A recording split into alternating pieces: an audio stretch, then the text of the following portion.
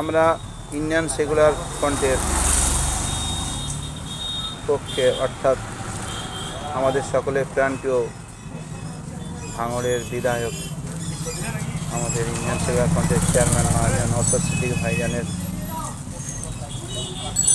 পক্ষ হতে আমি আবুল হাসান গায়েন, সিঙ্গুরের অবজারভার এবং হুগলি জেলার সহসভাপতি, মোহাম্মদ আলী ভাই, কাপাসারিয়া পঞ্চায়েতের আমাদের দলের সভাপতি,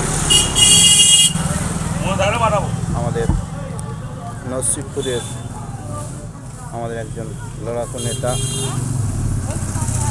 শেখ আমিরুল ভাই এবং আমাদের লড়াকু নেত্রী হোসেনারা খাতুন সহ উত্তরপ্রদেশের যে আমারই সিঙ্গুরেরই এক ছেলে শেখ শহীদুল্লাহকে যে নির্মম নৃশংসভাবে যে হত্যাটা করেছে, যার গলার নলি কেটে দেওয়া হয়েছে, মাথাকে থেঁতলে থেঁতলে খণ্ড বিখণ্ড করা হয়েছে, সেই শহীদুল্লাহর বাড়িতে আমরা গিয়েছিলাম। সেই পরিবারের আমরা সমবেদনা জ্ঞাপন করেছি। আমরা তাদের সঙ্গে কথা বলে যেটা আমরা অনুভব করলাম যে তারা প্রচুর ভয় পেয়ে গেছে, যে তারা এত নিরীহ শান্তপ্রিয় মানুষ, তারা আমাদের সঙ্গে কথা বলতে গিয়ে এত ভয় খাচ্ছে যে আমরা বলছি যে মিডিয়া করব না, আপনারা কথা বলুন, সেটুকু বলতে ভয় খাচ্ছে। না আপনারা মিডিয়া করবেন না, না আমাদের এই হবে সেই হবে বলে ভয় খাচ্ছে। তো যাই হোক, আমরা তাদের পক্ষ থেকে এটা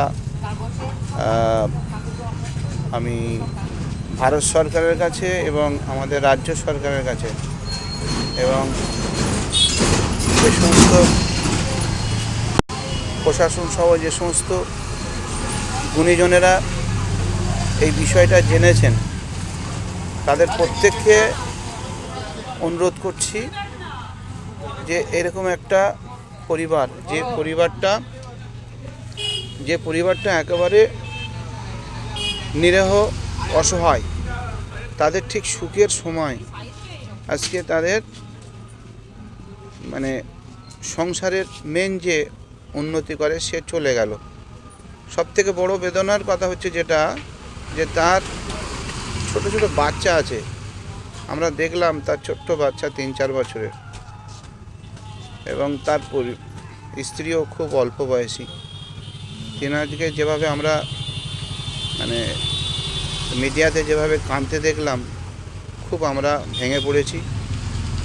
এবং তার শ্বশুরমশাই এবং তারই দেওর খুব অসহায়, মেহনতি খেটে খাওয়া মানুষ, পরিবারটা শেষ হয়ে গেছে। আমি সরকারের কাছে এটা অনুরোধ রাখবো, তাদেরও এই কথাই, তারাও চাইছে যে তাদের পরিবারটা যাতে ভেসে না যায়, তাদের পাশে দাঁড়ানোর জন্যে। আর সব থেকে বড় কথা, যে বাচ্চাটা আজকের পিতাহারা হয়ে গেল, সে যে সমাজে উচ্চ শিক্ষিত হবে বা সমাজে বড় কিছু হবে, সে জায়গাটা তার নস্যাৎ হয়ে গেল। এখানে সরকারকে আমি অনুরোধ করব সেই ছোট্ট ছেলেটার দায়ভার নেওয়ার জন্যে, আর ওই ছেলেটার মায়ের, অর্থাৎ যাকে নৃশংসভাবে হত্যা করেছে তার স্ত্রীকে একটা যোগ্য চাকরি দেওয়া উচিত, এটা আমি মনে করব। এটা আমরা আবেদন করছি, অবশ্যই যেন এটা শাসক সরকার যেন এদিকে দ্রুত ব্যবস্থা নেয়। আর এই যে নৃশংস যে হত্যাটা হয়েছে, এর দ্রুত যাতে সুব্যবস্থা হয়, এই যে যারা দোষী তাকে পুঙ্খানুপুঙ্খানুভাবে যাদেরকে ধরা হয় এবং বিচারালয়ে আনা হয়, এইটা আমরা অনুরোধ করব। এটা সকলের কাছে এটাও আবেদন, যেটাকে সকলে লক্ষ্য রাখুন যাতে ওই পরিবারটা ভেসে না যায় এবং বিচার পায়। সংবিধান জিন্দাবাদ, ভারতবর্ষ জিন্দাবাদ।